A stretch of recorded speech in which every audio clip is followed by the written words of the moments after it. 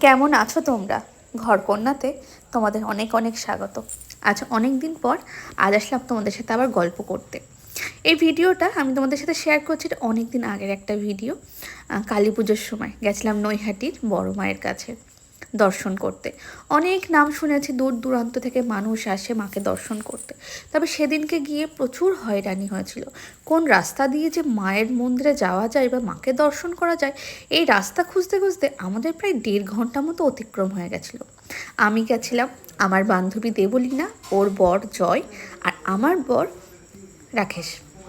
আমরা এই 4 জন মিলে গেছিলাম মায়ের দর্শন করতে। তোমাদের তো বললামই, আমরা দুটো স্কুটি নিয়ে গেছিলাম। আমরা স্কুটিতে গেছিলাম আর ওরা বাইক নিয়ে গেছিলো। তারপরে মায়ের মন্দির ছাড়িয়ে বেশ অনেকটা দূরে গিয়েই পার্কিংটাতে গাড়ি রেখেছিলাম। তারপর মায়ের মন্দির খুঁজতে কোন রাস্তা দিয়ে যাব অনেক সময় লেগে গেছিলো। তারপর অ্যাট লাস্ট যখন রাস্তা পেলাম, প্রায় 1.5 থেকে 2 ঘন্টা আমরা লাইনে দাঁড়িয়েছিলাম, কিন্তু শেষ পর্যন্ত মাকে দর্শন করতে পেরেছি খুব ভালোভাবে। অনেক ভিড়, তবু খুব ভালো লেগেছে। আজকে গল্প তোমাদের সাথে এইটুকুই, আবার গল্প করতে তোমাদের সাথে